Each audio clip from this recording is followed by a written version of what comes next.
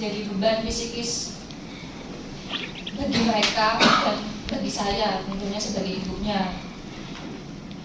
Padahal berita-berita tersebut itu kan hasil rekayasa fitnah yang sangat keji. Kami sebagai keluarga yang paling tahu permasalahan ini. Dan pada kesempatan ini saya ingin menyampaikan kepada menyampaikan pesan kepada saksi korban yang mengaku menjadi korban untuk jujur berbicara yang sebenarnya, karena saya juga tahu betul sebetulnya dia yang senang dengan suami saya, dia yang berusaha mendekati suami saya dengan cara merayu melewat chatting, memanggil sayang, berkirim foto selfie. Karena saya lihat sendiri chattingan itu.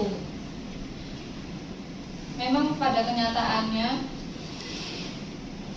banyak perempuan yang berusaha mendekati suami saya, berusaha merebut. Meskipun mereka semua itu tahu Mas Bogi ini sudah punya istri dan anak.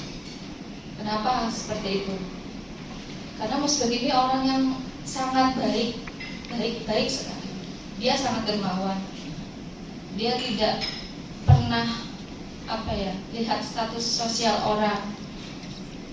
Dia sangat santun pada orang tua, anak-anak, laki-laki, perempuan. Jadi banyak perempuan yang salah mengartikan kebaikan dia. Fakta itu saya yakin tidak pernah terjadi pemerkosaan yang dituduhkan dalam dakwaan.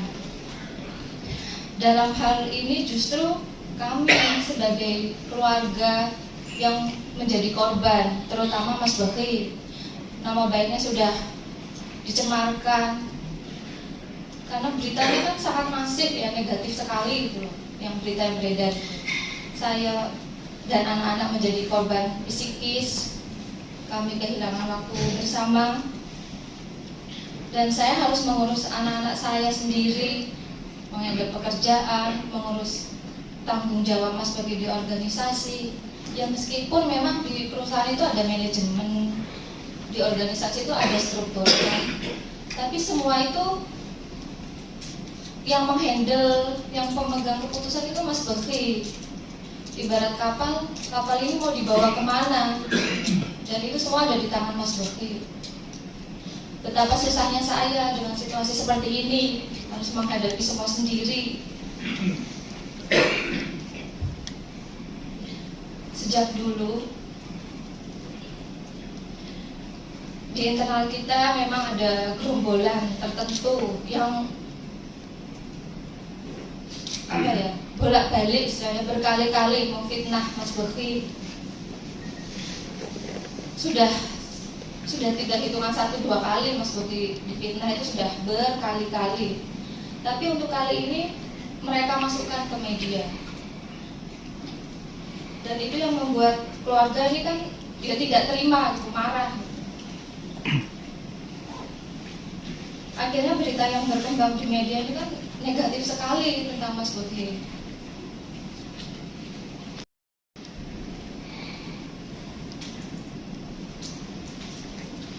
Teman-teman banyak yang belum tahu sisi baik Mas Bogi, bagaimana kebaikan-kebaikan yang sudah dia sebarkan di masyarakat, dan itu fakta. Mas Bogi ini dibutuhkan banyak orang karena kebaikan-kebaikan dia membangun rumah layak huni untuk fakir miskin, senang sekali mengadakan santunan, bahkan sampai ke daerah-daerah terpencil, membangun masjid. Sekarang masjid itu pun masih dalam proses pembangunan, membangun masjid di daerah terpencil, memfasilitasi pengobatan masyarakat yang kurang mampu, baik itu pengobatan ringan atau pengobatan berat, misal seperti membiayai operasi. Itu semua difasilitasi oleh Mas Bogi. Tapi kan kita memang tidak pernah ada niatan untuk sengaja ngumbar atau ibaratnya pamer teman-teman media. Tapi karena fitnahan ini suami saya harus dibawa ke pengadilan untuk tuduhan yang sama sekali tidak pernah dia lakukan, yang katanya begitu ramai di media, korbannya puluhan terus berubah jadi 5, dan dalam dakwaan hanya 1, dan itu bukan anak-anak. Pada saat kejadian yang dituduhkan, dia itu usianya sudah 20 tahun dan sekarang dia sudah berusia 25 tahun.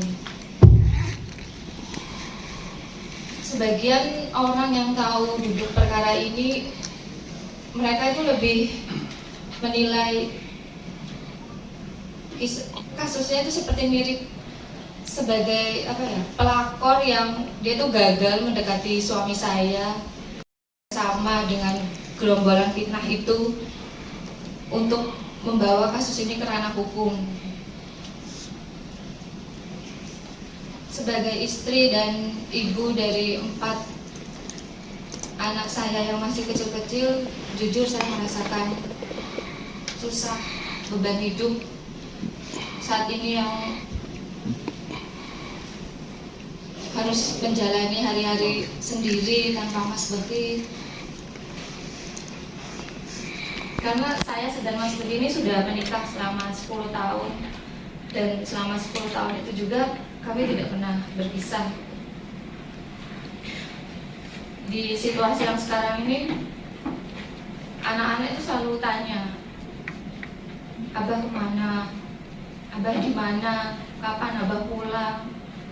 Aku pengen jemput Abah. Perasaan saya tuh hancur kalau mereka sudah bertanya tentang Abah ada di mana. Saya sangat berharap suami saya ini bisa pulang, karena memang dia nggak bersalah. Dia tidak pernah melakukan tuduhan yang dituduhkan kepada dia. Dia tidak bersalah, saya tahu betul.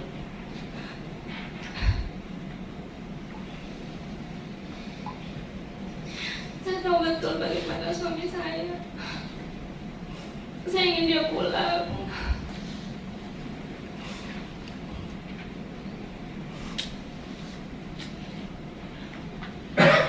Saya dan anak-anak butuh dia, begitupun teman-teman di organisasi butuh dia, teman-teman di perusahaan butuh dia, karena dia memimpin kami.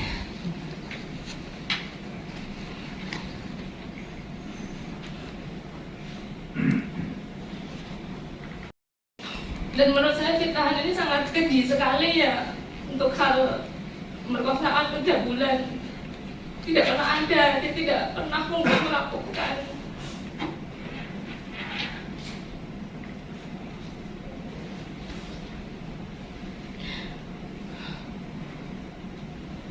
Karena kasus ini fitnah dan rekayasa, dan bukan sekali ini saja. Gerombolan itu memfitnah suami saya yang sudah saya katakan di awal. Berkali-kali mereka itu berusaha memfitnah suami saya dengan tujuan lain di luar kasus hukum ini. Banyak sekali tujuan lain di luar kasus hukum ini.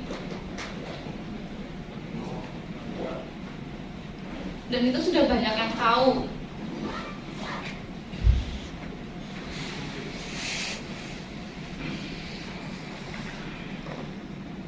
Tapi biarlah Allah yang membuka kebenaran pada waktunya.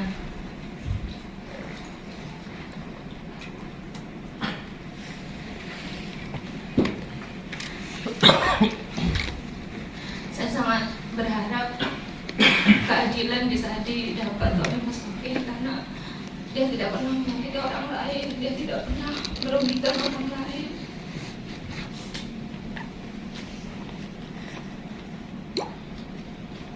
Hanya kebaikan-kebaikan yang selalu dia tanamkan, yang dia sebarkan ke masyarakat.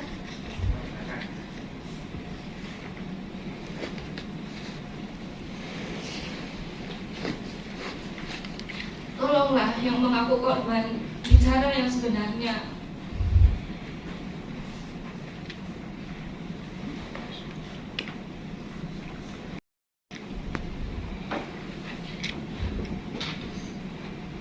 Bagaimana perasaan dia kita sama-sama perempuan, kalau suami kita difitnah sampai dibawa kasus hukum, apalagi kasusnya itu sangat keji, bagaimana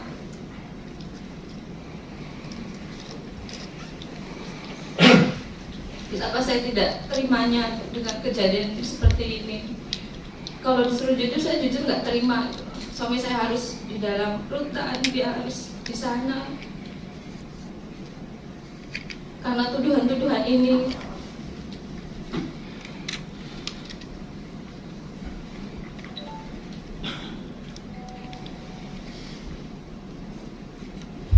Kita harus menghadapi proses hukum yang karena saya masih awal yang menghadapi proses hukum melelahkan, menurut saya sangat melelahkan. Apalagi anak-anak saya masih kecil-kecil.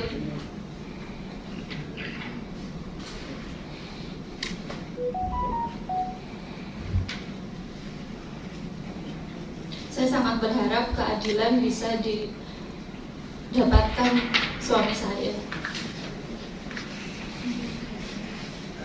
Mungkin itu saja dari saya. Sekiranya ada tutur kata saya yang kurang berkenan di hati teman-teman, saya mohon maaf.